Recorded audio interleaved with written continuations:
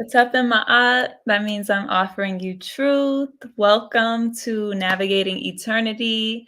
I'm Aust Neferka and my beautiful co-host, Danny. So today we're talking about, this is our episode on demystifying what it takes to be authentic. So we're going to be covering the energies that we're moving through. For those of you, if it's your first time here, welcome. If you've been here before, welcome back. But for those who are new, this series, Navigating Eternity, is building on our program for Tehuti Ma'at Academy, our course, Navigating Eternity, which is a holistic energy management system, or medicine, as we like to put it. And it's all about orienting us into natural cycles and systems so that we can be efficient with the use of our energies and be moving in purpose, on purpose. And Danny and I have been working on the Kemetic Zodiac course, which is going to be an extension of Navigating Eternity and going into the ancient African origins of what most of us know through the common Greek zodiac, as well as the Roman interpretations of the planets and the solar system. So without further ado, I do want to go ahead and allow Danny to introduce herself. I'll briefly introduce myself and we'll get right into things. Peace, everyone. My name is Danielle Gazi. I'm a multi-dimensional artist, and I'm here to facilitate the return to oneness through this astrological practice and also through being authentic, which is the theme for today. That's offer as far as introductions. Sure.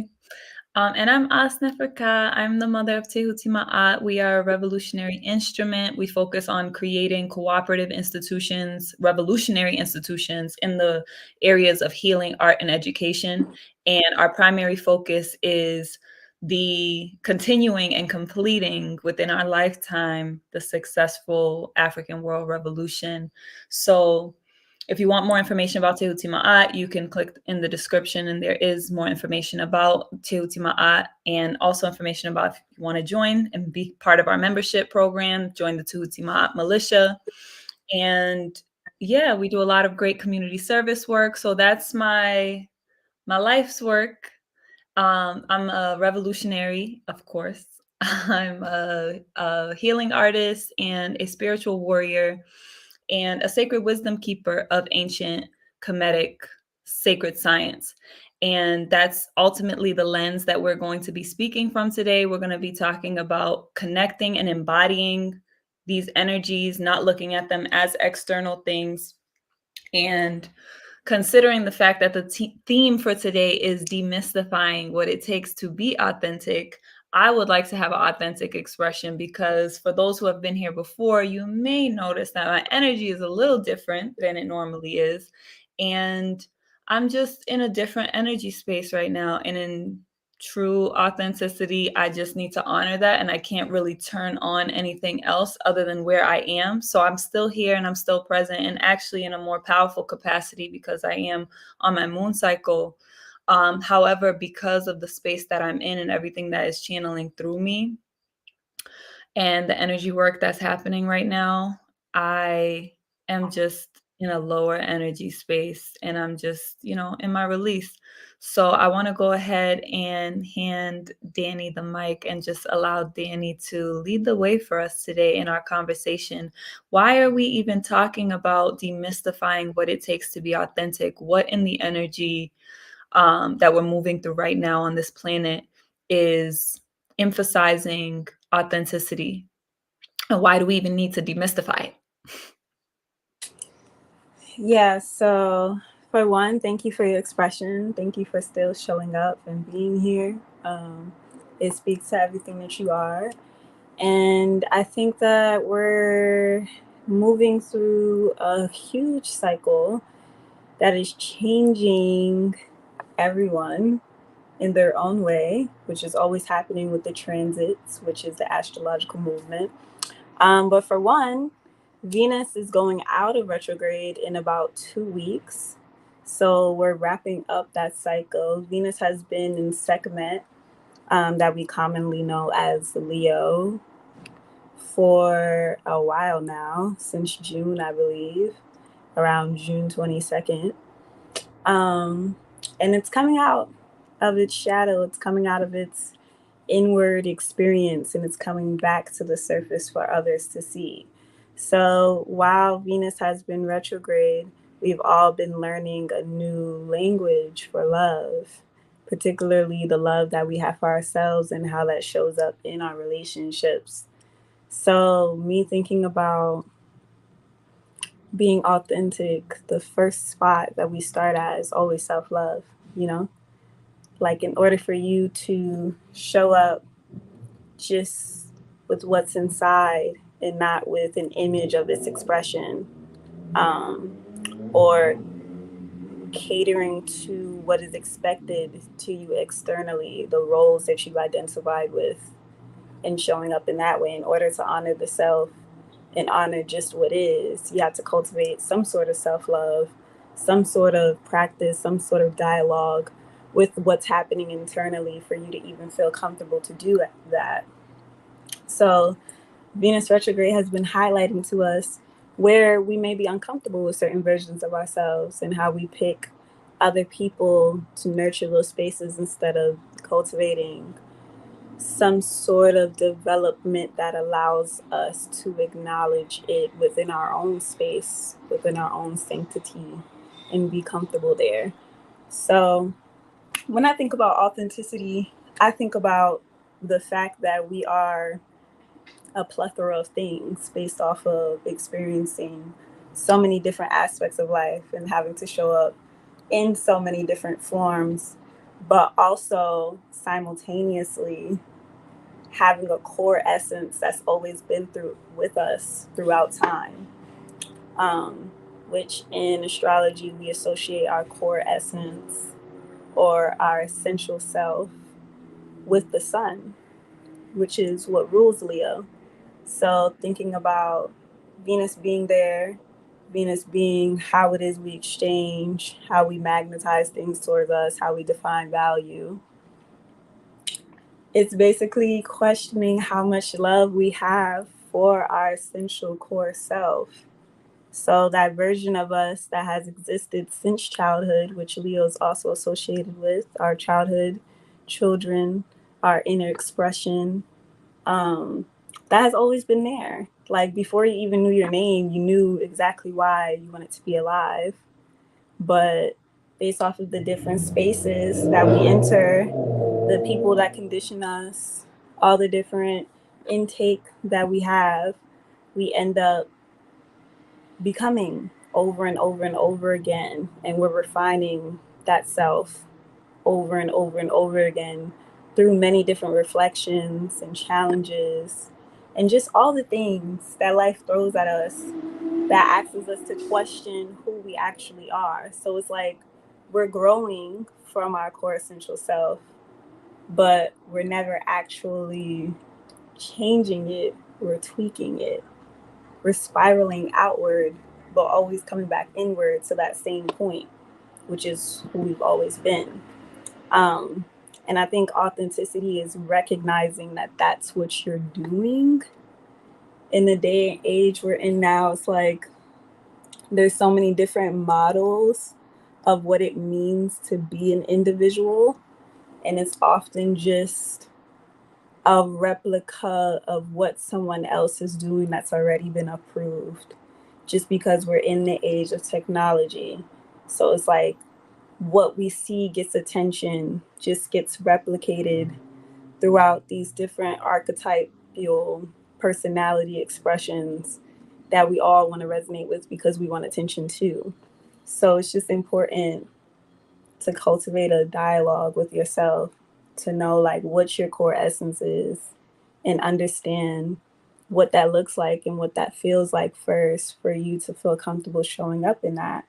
And astrology is perfect for that because then you look at your own elemental constitution and that lets you know what it feels like to be in your home frequency, which Yeah. is the term that I use to describe the core essential self.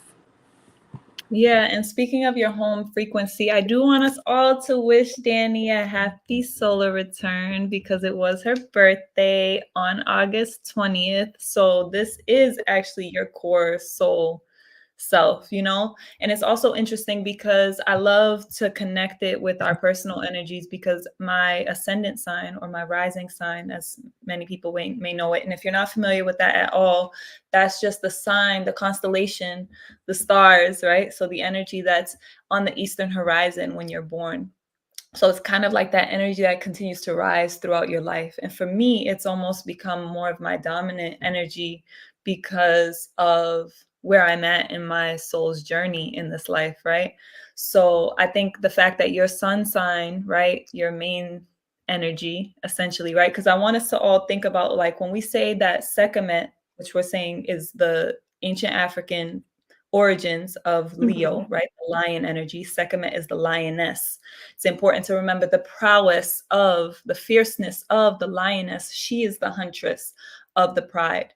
And it's interesting how the lion, um, how it went to the masculine within the European interpretations. And when I think of it as the lioness, it definitely makes me think about being on the hunt, right? Because it's also passion, it's purpose, it's the heart, it's the because in our bodies, in our universe of our bodies, or our solar system of our bodies, the heart is the sun, right? And we have this beautiful dance of symmetry between the mind and the heart that we are all learning to balance and come into center with so that we can honor and synthesize both of those, right? So that we can navigate the world with courage and bravery and passion and purpose and fulfillment, but also be wise and intelligent in how we move and know how to protect ourselves and have discernment, right? So when you mention everything in terms of why authenticity is important, I'm so glad that you elaborated on that because the reason why it has to be demystified is because for a lot of people, they don't know how to do that. As simple as it sounds to just show up as you are, for a lot of people, that's a very difficult thing, or even just cultivating a relationship with yourself and having self love. You know, some people think of that as like self care, or they think of self love in a very surface way. And really, I want to peel back a couple of layers using some of our systems and our medicines that we use within Tehuti Ma'at, because we build on a foundation of spiritual warriorship, which is a healed leadership paradigm. So it's all about, as leaders, having the responsibility to go through our own healing process in order to be worthy, essentially, of leading others. We have to really lead ourselves. And essentially it's a journey through and through authenticity, right? It's a spiral of constantly coming around and becoming aware of more and healing, and then coming into unity with others, and then taking action from that space, and then you expand, and then you have to come back to center, and you have to check in with yourself to see what have I taken on, how do I release, am I being authentic? And the two milestones, so there are different quadrants of spiritual warriorship, self-initiation, right? This process of going into yourself. And I do encourage people to join Tehuti Ma'a if they really need that type of support in terms of their personal development, even just on the kingdom level. At the kingdom rank is really a great space to come in just for healing and being exposed to the different medicines and systems that we have. And when I say medicines, I'm talking about psychological, psycho-spiritual medicines, but just the community itself as well as also support, because there's a lot to it. You know, we have a lot of things within us to explore, and it's important to have that guidance within yourself if you're not comfortable with that space.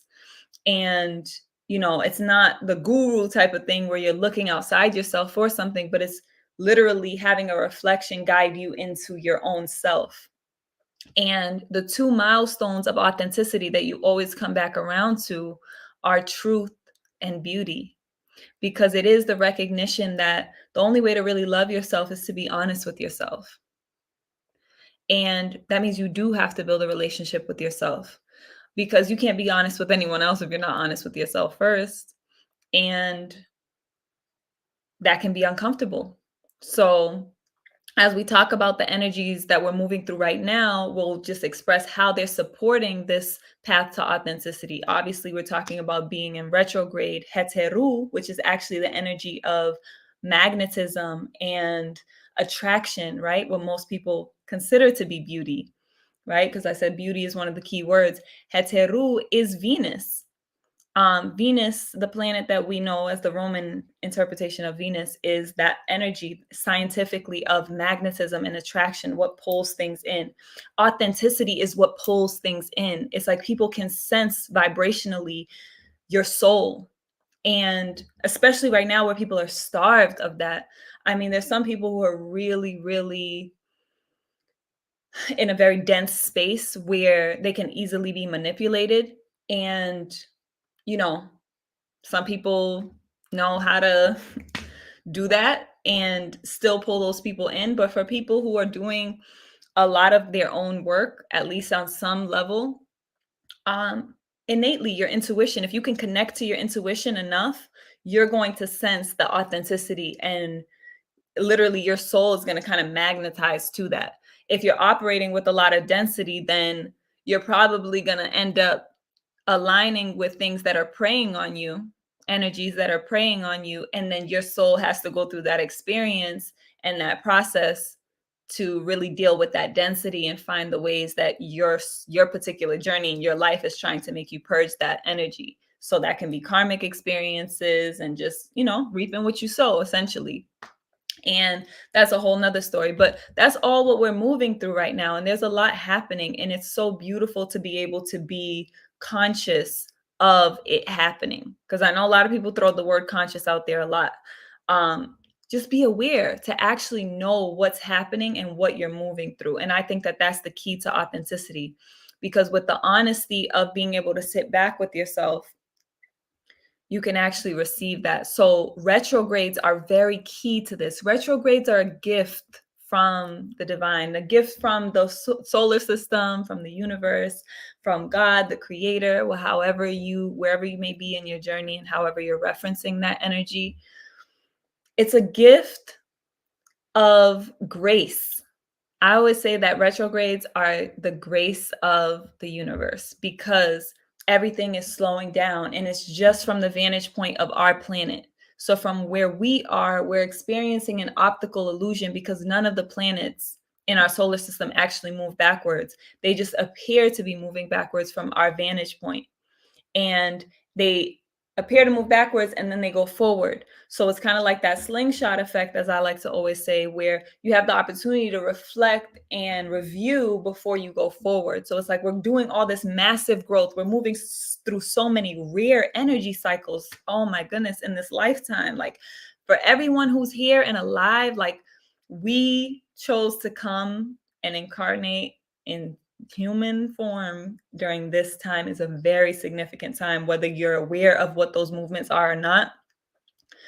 It's a very rare, we're moving through a lot of rare cycles. So there's so much going on. There's so much growth. Our lives are just calling us to grow and expand and learn and contract in all these different ways.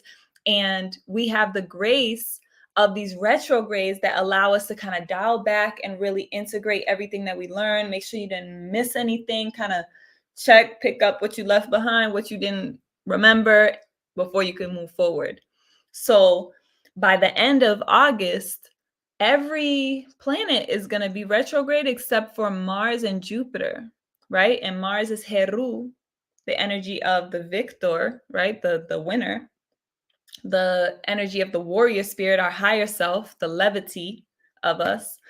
And Jupiter is Ptah, the creative essence of us that expands us, right? The origin point, which I also think of the heart in that way as well, because as you said, it's like the heart is what you had as a child, right? What's in your heart is the same stuff that was in the beginning of the universe, literally, fundamentally, scientifically, the iron that's in our blood. So I think that that part is very important for us to recognize. It's like we're coming back to the essence and the truth of who we are. That's what everything is moving us towards. And it's not an easy journey for everybody because it depends on where you are in your journey and how much of your inner work you've been doing. So in terms of demystifying, we can definitely go into the next layer of it, Danny, in terms of what else we're moving through right now and how we're being supported to process this energy. There's also, I see a comment on here. If you don't mind, do you want us to do that first, or you want to? I just want to say one thing before I lose Yeah, go it. ahead. So you were talking about, and I think that's so important to emphasize when we talk about the demystification, because, and then we can get into the energies in the comment. But when I think of honesty, I think about acknowledgement, which takes sitting with what's there, right? That stillness to actually see what is present in time. And when I think of presence, I think about the earth energy. When we're thinking about it elementally, the present moment is the earth. It's about our physical experience and our sensations. When we tune into our senses, we're grounded in what is right now, which is how we connect to the essence of the earth. So I also think about our roots when we think about the earth, and we think about honesty. By looking at our roots, we can see where we have grown from and what has grown, which requires looking at our DNA and the people that have cultivated our sense of self. And I think that's a honesty that a lot of people are not being encouraged to do right now because of the disconnection that we know is prevalent, where it's just like you can cultivate a sense of self online or escape from your roots and just, run away and do whatever, which is fine. We all can choose what we want to do in our lives and have our different roads and different modes of expressions that we'll take. But at the end of the day, you can never firmly remove the roots, even if you do uproot yourself.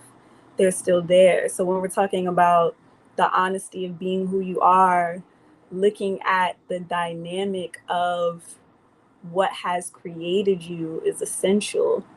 And looking at the dynamics, when I say dynamics, I'm talking about your parents, but also the different environments you were cultivated in. Everything when it comes to roots, it's just like everything that you have grown from, which is just like taking inventory. And I think that's what this Mercury and Aust or Virgo retrograde supports. As we were talking about in the previous episode, like that alchemy that Virgo is associated with, turning this to that, like taking what isn't valuable and creating harvest out of it.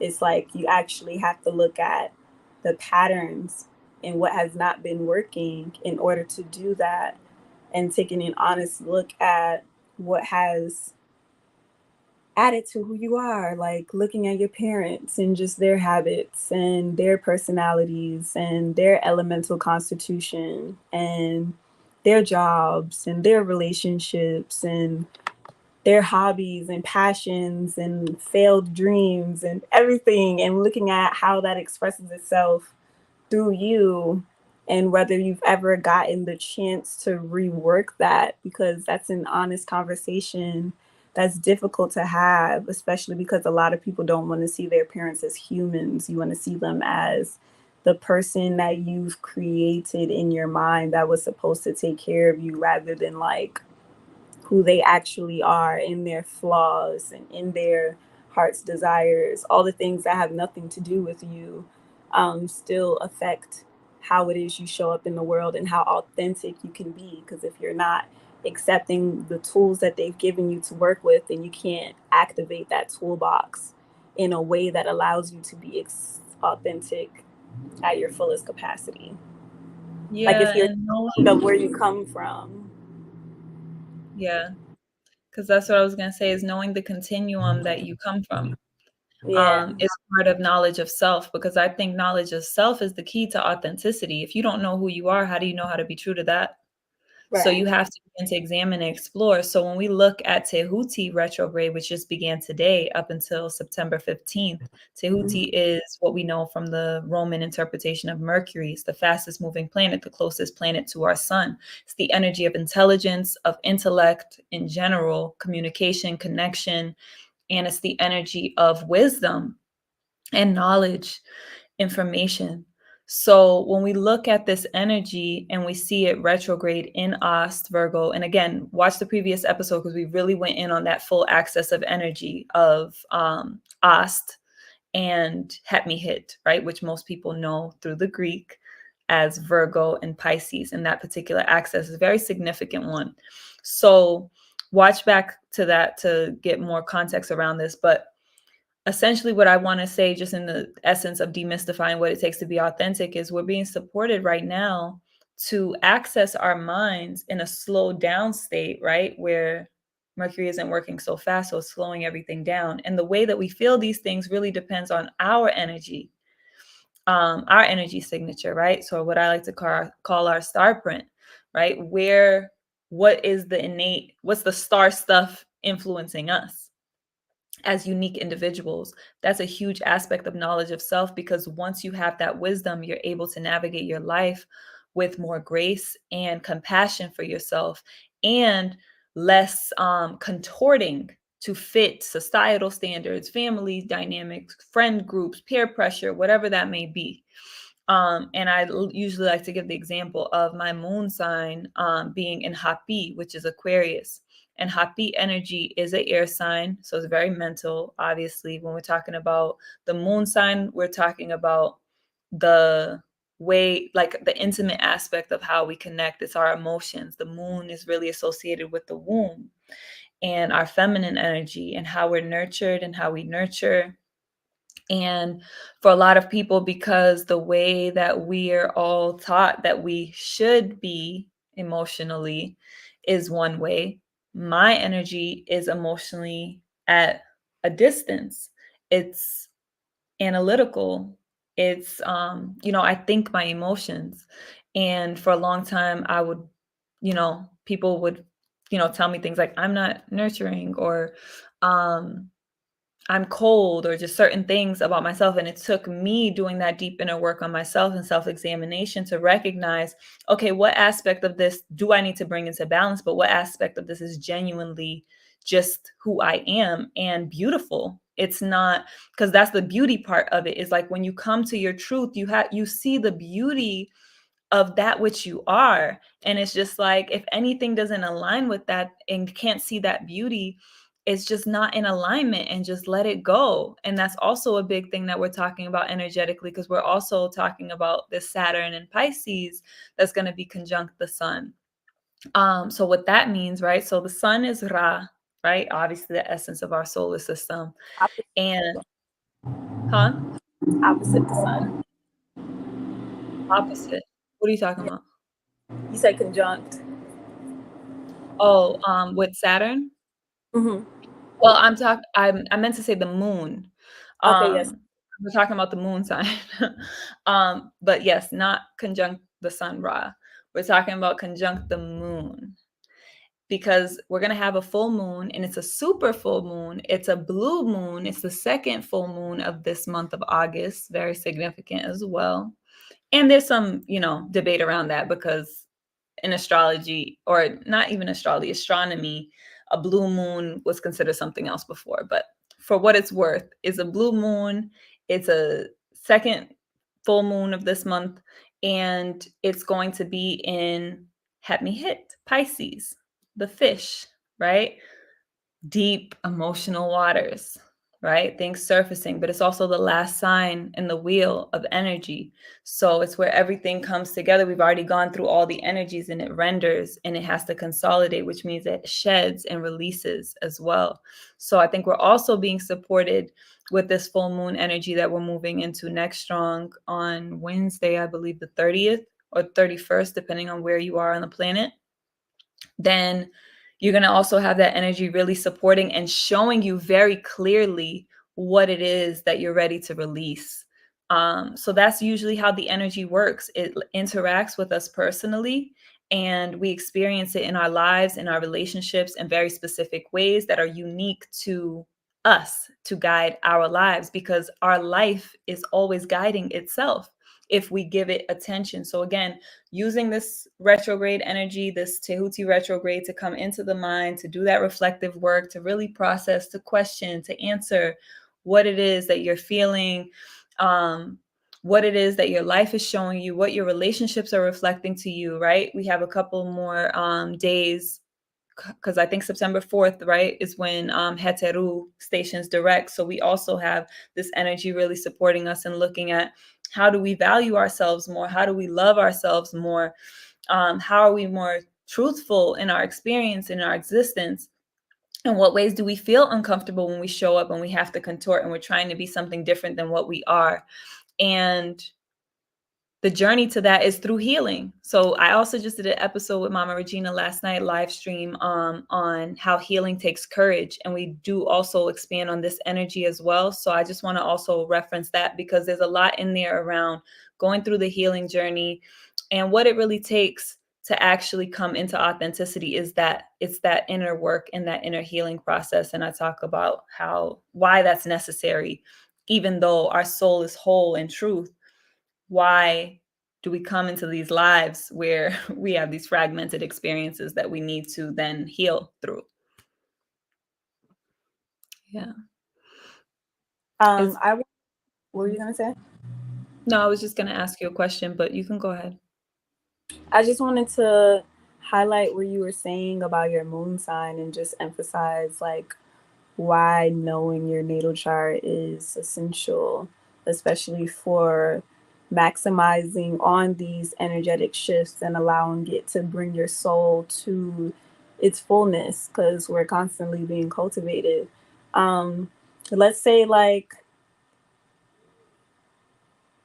with what you were saying about having to move from conforming to fit into different rooms or fit into different societal standards or things, there are certain energies that are more inclined to uphold those viewpoints. And then there are certain energies that are more inclined to rebel. There are certain more energies that are more inclined to attach. There are certain energies who are more inclined to detach. Aquarius is one of the energies that naturally is going to rebel against traditions thrown on it, because Uranus is the energy of breakthroughs. So Aquarius would like to move through and shatter the programming that is trying to define its identity. But if you have someone who has the energies more of like Capricorn and Cancer, which are traditional signs and cardinal signs that like to set a standard of the foundation that's already been laid, right? It's the signs of our lineage. You may not be inclined to rebel, you may be inclined to contort, especially if it has to do with something like your family.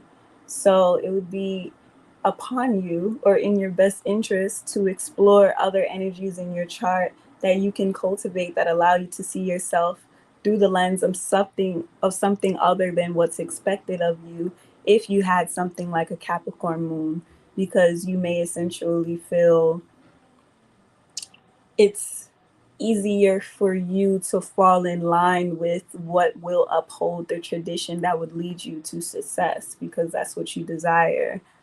In comparison to someone who has more Aquarian energies, they know that their success is written in the path that they're walking, which comes through rebelling against those who are giving them ideas about who they should be. So having an idea of like what you're energetically working with amplifies moments like this, even because let's say you did have that Capricorn moon, you know that Mercury, Tahuti in Aust in Virgo retrograde may be trining your moon. So right now you may give yourself some specific routines that allow you to reevaluate how you defined yourself through whatever lessons you gained from this Venus retrograde with your friends or your partner or your business partner, anyone who's been a reflection to you as to where you haven't been honest about the values that you uphold and how those traditions may not serve you anymore, and you're ready to move through that chapter, but you have to develop a rhythm for yourself that's in more resonant with your natural rhythm and not just with the idea of how you should groove, if that makes sense. Like, I feel like you said, with the star print, our star print or our natal chart or the snapshot of the constellation at the moment of our birth, it's our own song. Like, you literally have a bass to you, you have a guitar to you, you have a drum to you. All of that is amplified and it's sung together by the different planetary energies and how they communicate in your chart. So, with you knowing how your song sounds, you can always know whether you're in tune or not, which is really what that authenticity is. It's having a sense of what's happening inside and allowing yourself to show up with what makes you feel best as far as being Mhm. that. And it is I love difficult that. because, thank you.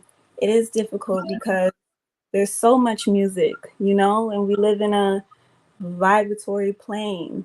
Like, You gotta the find the people that are in your orchestra. Yeah, and rhythms mesh. Like, when you think about frequencies and sounds, it's like the bands come together. So you have to really learn how to tune out other sounds to learn yourself. The ultimate goal is to be so filled with your own nature that you don't really have a desire to insert other people's into yours. You're like in this luscious garden of who you are, and every day there's a new plant. So you're there and you're discovering what that is, and you're comfortable with that being a discovery. Because I think also we want to be digestible. So it's like, let me arrive to who I am so fast. When what's really authentic is that there's so many periods in life where there's nothing certain about things. Like, really. It's so funny though. My North Node, right? We did a whole episode on lunar nodes. If you didn't watch that, then you can watch that episode. But my North Node being in Happy, also Aquarius, it's a rebel. So like I really just don't be really wanting to fit in. And I see how that's so difficult for others, but it's also part of my star print for what I'm here to do and how I'm meant to be of purpose. Because the way that we are of purpose is just by being who we truly are. That's all we're actually here to do. So the things we create from that, like me birthing Tehuti Ma'at, is an expression of that because essentially it's like, what do we need to change everything? Okay, Right. we need fundamental institutions and how do we deal with it at the core, at the root of the issue. And then that's my Tehuti placements, my Mercury in Tehuti, my Sun in Tehuti. So I also want to say for some people, it might be a lot to think about the transits and like how to apply the knowledge of self that they gain from their star print, right? From knowing their birth chart. It might be a lot initially, but I do recommend, for me personally, I only do an introduction. I basically, if I do an oracle reading with the cards, I'll provide the star print. So you see your natal chart, you have your birth chart, you know what your positions are, and I'll elaborate it in whatever way it's relevant to what came up in the cards as I'm delivering the oracle. Um, but I feel like what people would gain by working with you is that in-depth analysis and being able to then confirm, because that's the other thing is like you always are who you are. Like I was like this before I knew my natal chart. I was always like this. So for me, it was just confirming. And it was also because I don't like that people feel limited by astrology. And it's like, if you feel that way, you're not ready for it. And that's fine as well. But it's important to just recognize the fact that it's just giving you an energetic print, star print. That's why I call it the star print. It's the star print of how your energy is aligned. And the way that it can express itself is in so many unique ways. But by you knowing your divine design, right? Or even going into human design and other aspects of just psychological interpretations. A lot of people do like Myers-Briggs or, different tests to know like what type of thinker are you. You're doing these things so that you can synchronize yourself, right? What people call harmonize. So like Danny used that beautiful analogy of the musician, and you have all these instruments, and it's like you got to know how to craft the song and harmonize and connect all the pieces and elements. And then it also helps you to figure out what resonates with you, right? Because we're talking about vibration. So you want it to sound good. And sometimes we create discord by being out of alignment with our authenticity because we're trying to fit in, or because we feel like we're supposed to do something, or we don't want to hurt other people's feelings. And then with that south node in Ma'at, we're being forced to leave and shed some of those lower energy signatures of Ma'at, which is Libra, right? The scales, which is like going from diplomatic to being people pleasy. And it's like you're selling out your own heart because you're doing things that you feel like you're supposed to do because you don't want to hurt people's feelings and all of that. So I do want us to talk about Heru, which is Mars, entering into, because it's completing and moving out of Ast, and it's moving into Ma'at, right? And Ma'at is truth. So can you talk a little bit about that? I think that's perfect for the conversation too. Because I think with Heru in Ma'at or Mars in Libra, there's definitely an urge to partner up to feel more comfortable with one's desires. That's Mm. like the natal expression of, like, people who have Mars and Libra natally, they will always, not always, we have different cycles and different transits in life that take us into certain initiations that can change the planetary signature. But a theme with Mars and Libra is that they will feel more comfortable going after their desires if they're partnered with someone that wants the same thing. Mm. So, in speaking of authenticity, oftentimes our desires are the language of us reaching who we really are. Like, our desires are like little instinctual inklings that we get, that's like our intuition telling us like, you crave this, and then it's like, I may not know why, but I have this desire to do it, and then I'm going to pursue the desire and get intel on what it is that I actually wanted. So in Libra, it's like you want to do that with the reflection because you're unsure of how to either go about it on your own or if it truly is what you desire. um, so I think depending on your energetic constitution, because let's say you're an Aries stellium, this energy can teach you something. As we have the transit through the Mars and Libra, it's going to teach you how to take action in harmony with another person, which is essential to our existence because we need togetherness, yeah? But let's say you have a lot of like collaborative energies already. Like, let's say you're like a Pisces stellium and it's already difficult for you to define a sense of self in a way that makes you able to implement boundaries for you to say what you want. Then Mars and Libra, while the transit is going, it's going to be highlighting for you where to draw the line between your desires and another person's.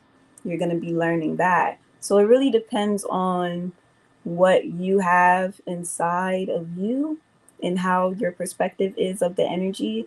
But I think overall, especially with it moving through the South Node, we're learning how to let go of the urge to find companionship as security. Wait, is that how I want to say it? Find, use companionship as security. There we go. Like, you can't lean on another person just in case. I think that's the medicine of Mars and Libra, especially with it being in the South Node. It's like you have to do the work to cultivate a loud voice within you that doesn't need another person's approval in order for you to pursue that voice. And when we're talking about air, we're always talking about dialogue. So with Mars going into Libra, now the question, because with Mars, it's about what we're asserting and what we're externalizing. and how we're paving a path, because Mars always wants to go first. When we think about Mars in the body, we're talking about inflammation. We usually get inflamed when something needs to be purified. But when it's in Libra, we want to do that in a union. So we have to learn how to let go of those unions that don't offer us purified perspectives of who we are. Um, and also, we have to be willing to, I'm not sure if it's loud, but also we have to be willing to explore the version of ourselves that thinks that that's just in our nature, you know? Mhm. I think that's a medicine Yeah. at the show. It's interesting that you said that because the thing that it made me think about is how one of the themes that's coming up for me, because my all my personal planets are in their ruling sign. So when I was born, because each sign, and we talk about this in some of our introductory episodes, but each sign is ruled by a particular energy sphere, which we call planets. And it's interesting because, and this is something that we'll go deeper into during in the Kemetic Zodiac course. But I want to first briefly talk about the energy of Heru and Ma'at, right? Because we're talking about Mars, Heru being in Ma'at. And in the ancient African interpretations, right, as we go into Heru, Heru is the archetype that is symbolized by the falcon. And Ma'at is the archetype that's symbolized by the ostrich feather. So it's interesting that they're both birds, but the type of birds that they are is very significant because we're talking about two different vantage points coming together, which is very powerful and showing how the energy is supporting us. The falcon is one of the highest flying birds, if not the highest flying bird. It's a bird of prey, and it's a bird that is all about precision. And the hunt is all about precision, but it can also look the sun directly in the eye. So there's that thing about keen vision. And then we look at the ostrich, which is the largest bird on our planet, but it doesn't fly, right? And it's a runner, right? We think about ostrich, I think about them legs, right? So when we think about the feather is all about being light, being honest, having integrity. Um, but then when we look at it with Heru, it's like, how do we integrate that energy, that integrity into our character, into our vision, into our levity, into our higher self, and merge essentially. So I just wanted to offer that. But I did think about loosely as you were speaking, I thought about one of the ways that I'm personally experiencing the energy right now, because I like to give people a sense of like how you can experience these things. Is one of the things that's coming up for me right now is um acknowledgement. And part of that is because my north node is in Amun, which is Aries, and not my north node, sorry. My Mars is in Amun, and the north node is in Amun. So it's like this energy that's kind of like pushing me and pulling me into my assertiveness, right? Because Mars is ready to fight. Mars is how we assert ourselves. It's not always ready to fight, depends on what sign it's in. But Amun is the is at home, so there's a part of me that's just ready to assert certain things. And then one of the ways that the energy that you were just talking about is showing up for me is acknowledgement and the authenticity of being honest and true in how you show up. So it's like if I show up with something, I'm going to acknowledge the continuum of what I show up with. So I acknowledge my elders all the time. People will notice that. I acknowledge my elders, I acknowledge the ancestors and the ideas that I build my ideas and my innovation on. And my spirit with all of that happy energy is all about innovation and revolution and moving things forward, taking ideas to the next level, forcing them to not forcing them, but allowing them and pushing them essentially to revolve and go beyond where we're currently at. So there's this energy for me which pushing me to assert that acknowledgement on my part as well, because there's a lot of thoughts and ideas that I'm influencing, and the same way that I honor and respect and show up in truth and full authenticity by honoring where I build on in the continuum that I pull from, I also need people to do the same with the ideas and the influence that I have in the ideas that are influencing the things that they're creating and that they're doing. And that's something that I'm personally navigating right now, is just like, expressing that. and letting people know, because I also got here because, one, there's an aspect of me that had to learn that as well. The importance of honoring the people who poured into you. So, yeah, I just wanted to offer that. But I also wanted to, before we close, just again emphasize the importance of the service that you offer, Danny. So I don't know if there's anything specific that you can expand upon in terms of your readings, because your astrological reading will allow someone to go through their chart, and it's very intimate. You really go into the different layers, and your interpretations are very precise and very clear, and I really admire the way that your vantage point is, and it's obviously just written in the stars, but nonetheless, it's your commitment and your diligence and your ability to be studious and really align with the energies and embody them yourself so that you can interpret them with the accuracy that you have. So I just want you to be able to share that, because if anyone wants to support the work that we're doing with Tehuti Ma'at, then Coins and Karis is one of our cooperative institutions where we do offer spiritual goods and services, and Danny's readings are on there. The link is in the description. I also do the oracle readings, as I mentioned. If you'd like a card reading or even a spiritual consultation, then my services are also on there as well. Yeah. Thank you.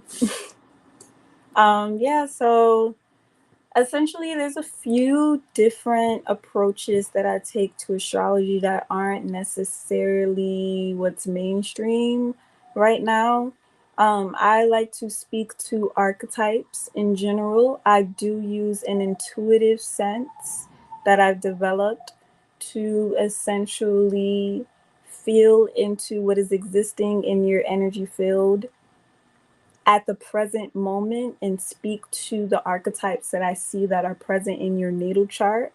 I explain those archetypes to you, and I allow you to guide me to where they are expressing themselves in your life through the patterns that you've had in your experiences. So I often like to say that astrology is not just who you are, it really is what you experience, right? Because what you experience is cultivating who you are. It's like if you're a snowball, you're constantly rolling through the snow, you're getting bigger and bigger. So we're looking at the transits as that accumulation of the snow.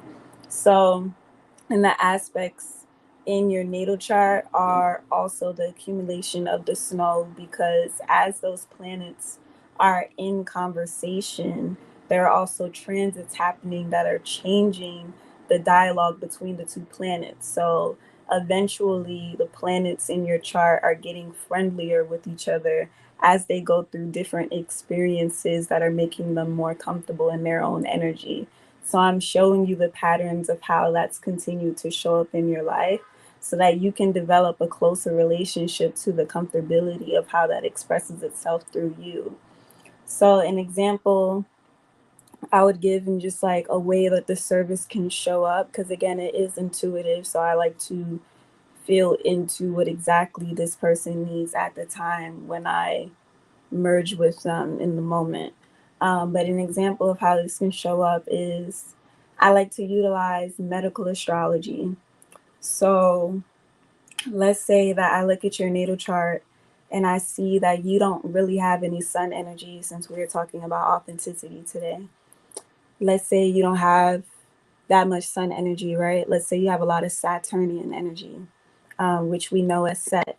And that's been talking about Set as gravity throughout our series. So Saturn is what weighs you down, and it's not necessarily a negative connotation. It's just what gives us an obligation, right? So Saturn is the energy of devotion. So it forces you to be devoted to something. So if that's your dominant energy and you don't necessarily have much sun present, everybody has a sun sign. But again, the way that the planets communicate with each other strengthen certain energies and weaken other energies. And when I say strengthen and weaken, not necessarily in a strength way, but like in what voice is the loudest again, because we're all different sounds, right? So let's think of the planets as different instruments. If you're a Saturnian person, the drum is loud within your chart. If you're a sun person, Saturn's probably gonna sound more like nails on a chalkboard, but right? for the sake of your analogy, you can say drum. Okay, so let's say it's Saturn and that should sound like like you're scraping it. And it literally, this is a perfect example because of fucking rock. Like Saturn, you're climbing, right? It's like you're constantly having to move through things. You're being met with obstacles so that you can strengthen your ability to devote. But if you don't have the sun present, right, you might lose your sense of spontaneity, your sense of joy, your activated spiritual presence, right? You might take the material realm so seriously to the point where you develop a structure to how you identify yourself, and you can never leave the rigidity of how you defined what that is. So it becomes inflexible, and that affects you physically. It affects you by dehydrating you. It affects you by making you constipated. It affects you by making you stagnant. So I would introduce different ways for you to engage with sun energy in order for you to bring a balance to that Saturnian energy in a way that amplifies its nature, but also in a way that sustains the healthiest version of you.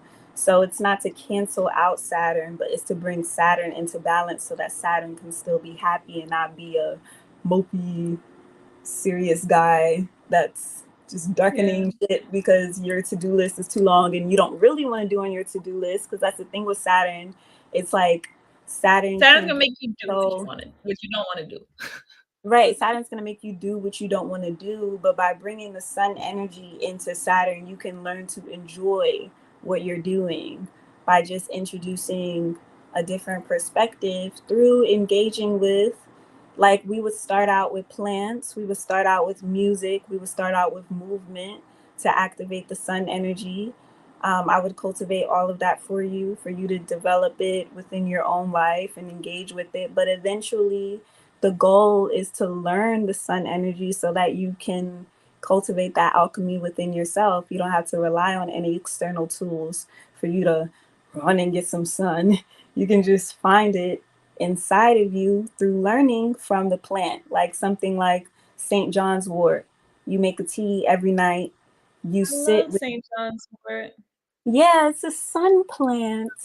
It's a sun plant. It cures depression. It does many things that activates the Leo energy within people. And you can learn from it. You can learn from plants. You can learn from a song.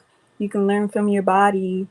And all of these things are associated with the different planetary forces. So that's what I Yeah. do.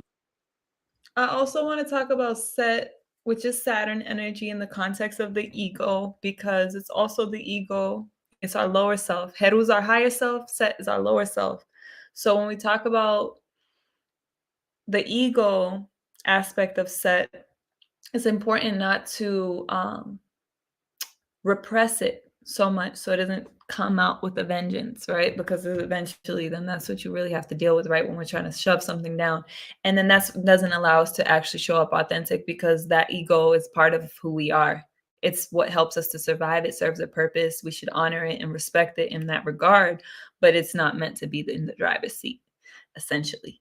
There are moments when you might be in danger where, yeah, you're going to be happy you have that set within you to really make you focus on your survival, yet knowing its limitations and not allowing that ego to override your authenticity as well, because it is a part of us, but it's not we're not meant to be fragmented into different parts and pieces. We're trying to be whole.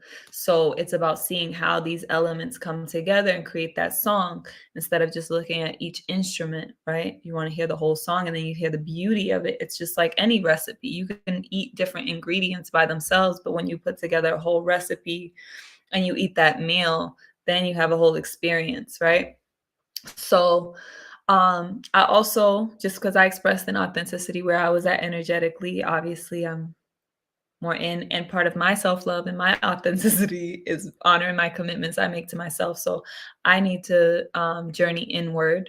So I do want to begin to wrap things up. We do, I don't know if you have any final comments you want to say, but we do have a comment that I do want to, a question that I want to answer. Also, um, this brother said, I want a wife like y'all. Listen, there's many stars in our constellation. So all you have to do is you radiate that which you desire and complement it. But I appreciate the love, bro. And Mercurial lore. What's the purpose of predestiny when you have will? Do cosmological phenomena matter? And how do you compare your Western zodiac with ancient Kemetic zodiac? So, really great question. I love this question. Thank you for asking it because I really feel like it ties a beautiful bow on everything that we just talked about. Because the African worldview, which the Kemetic zodiac embodies or is built upon, right? That science, the science of it, of our cosmology, is about both and. It's a cosmic perspective on our existence. So it's whole. And it acknowledges that, like in Ma'at, in truth, that you have to look at the whole spectrum. You have to look at both and. And within that, there's a predestination and there is free will. Both coexist. It's not either or. It doesn't have to be a tug of war between the two. The truth is we really should be integrating, or we would be more free and at ease and fulfilled when we integrate.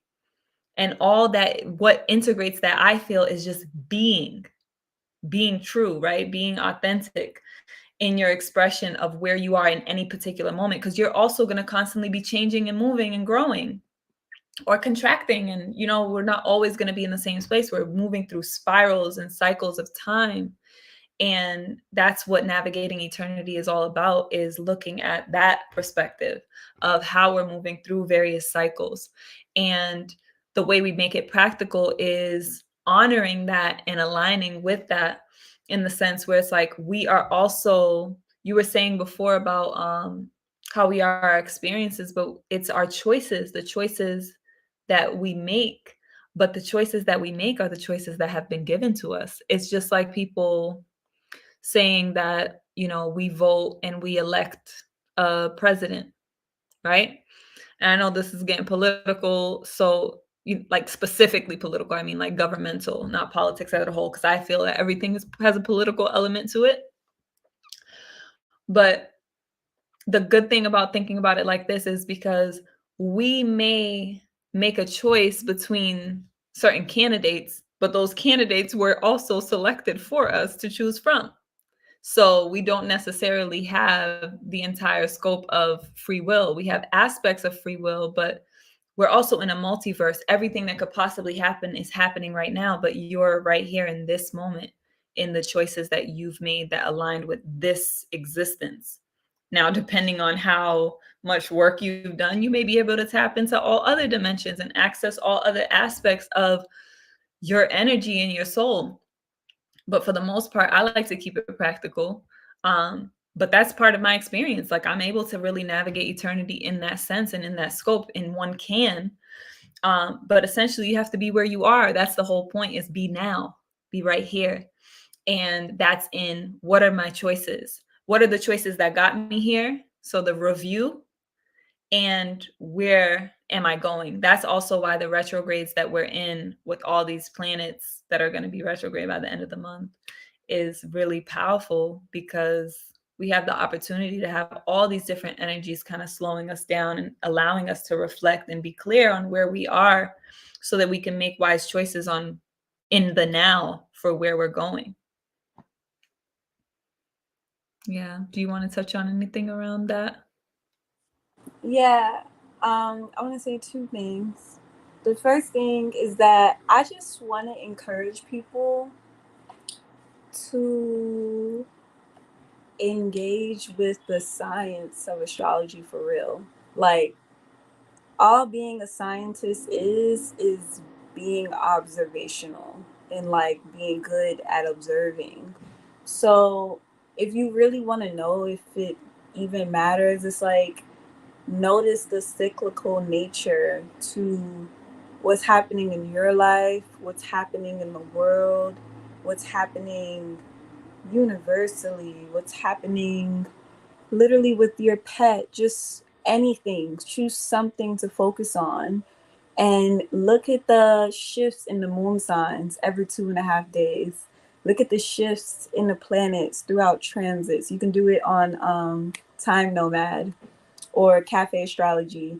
Look at your chart and what was transiting when you were 7 years old, and then look at when you were 16 years old, and then look at you now and notice, or just like the different themes in your life. Pick specific ages where certain things were happening and look at what planets were transiting or contacting planets within your chart. And just notice that there's a language and start to communicate with the language and understand, like, oh, when Saturn squared my moon in 2006, I went through I lost my job and I had to identify this instability that I have emotionally and how it impacts my ability to attract money. And now it's 2013 and Saturn is squaring my moon again. And I'm realizing that I'm approaching the same theme, but from a whole different perspective. It may be Saturn. Oh my God. Da, da, da, da. Just like let it happen for you rather than it being like a Twitter experience or something. I don't know. I just think there's so much flavor in astrology that's fun. Like it really is fun to notice patterns, to notice that there's a cyclical nature to things, that you're riding like a ring around the posy, and that you're gonna return back to a point and have so much more of a vantage point, like you said, of what to do now because of what has been and the fact that you've been here already. Now you can apply so much more. Um, Yeah, especially in retrospect, you get a lot more clarity yeah, because the energy has already, happened. Because some people, I feel people get afraid. Like there's a nervousness people have. I feel like with this question in particular, because people ask this question a lot, it's like people have a fear of destiny. yeah, And it's like, it's nothing to be afraid of. It's it's really beautiful. in the essence of mainly because they feel like they don't have control, right? So it's the ego that gets in the way of that. But when we work through that and we put the ego in its proper place, then we're able to, go there fully. Mhm. But it's a natural thought to have. And when you said it though, I grabbed some of my journals because the only reason why I have the freedom that I have is because the knowledge of self is right here. Even before I knew about astronomy and astrology and all of that, as I was awakening my soul memory, these are the rock chords, right? And I have so many different journals that I can go back to. So what I love now is that I can go back to like, oh, the last time this happened was in 2016. What was going on in 2016? Like, oh, okay. So I Right, think one of the best ways to journey into authenticity is journaling and trusting yourself. And you got to be honest with yourself, because if I wasn't honest with myself and I was holding back and censoring myself in these because I'm afraid of who's going to read it and all these things, right? You have to have right, a sense of vulnerability with yourself in order to really excavate and get that. Like that's the sacrifice you have to make.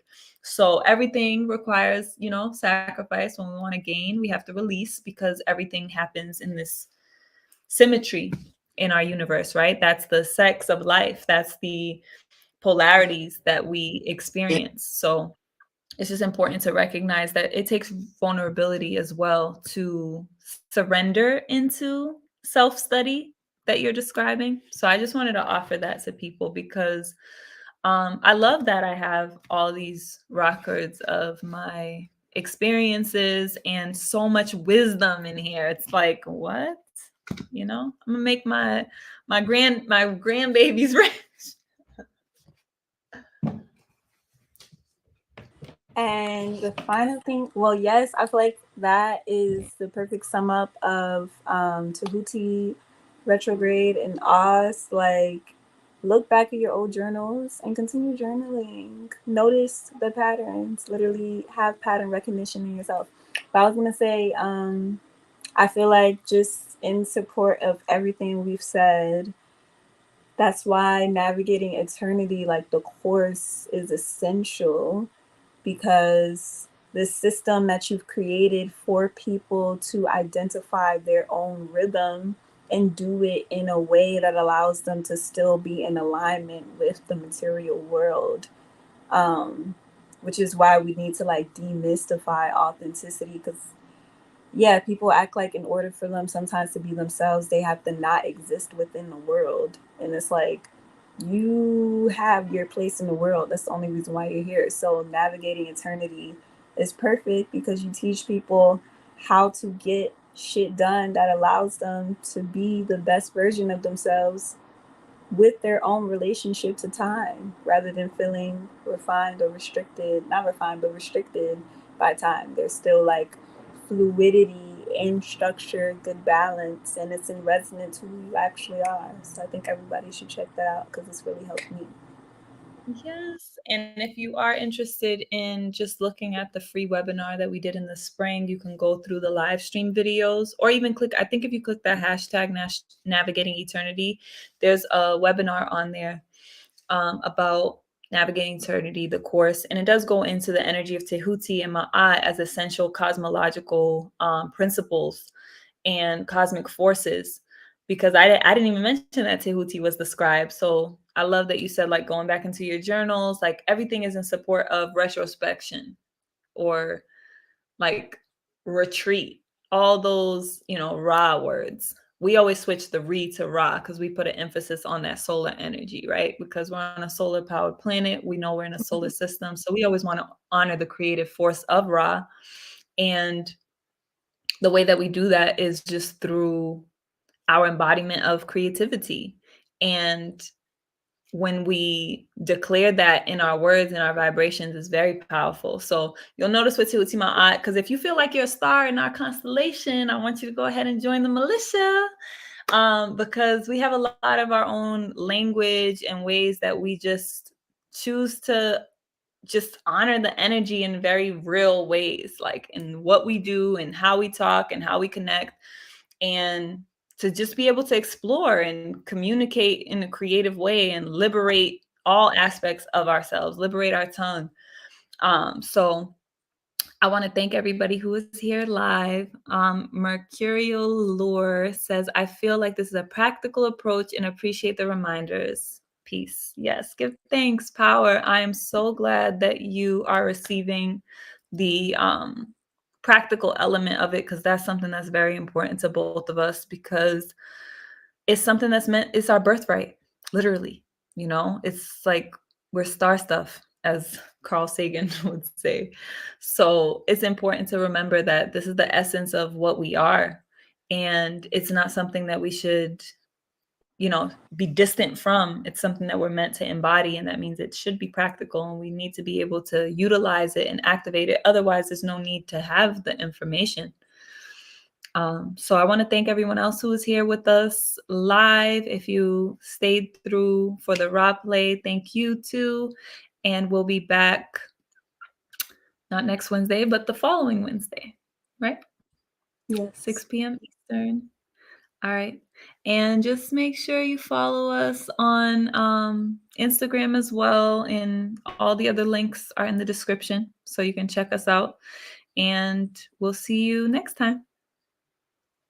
All right. Thank you, Danny. Well.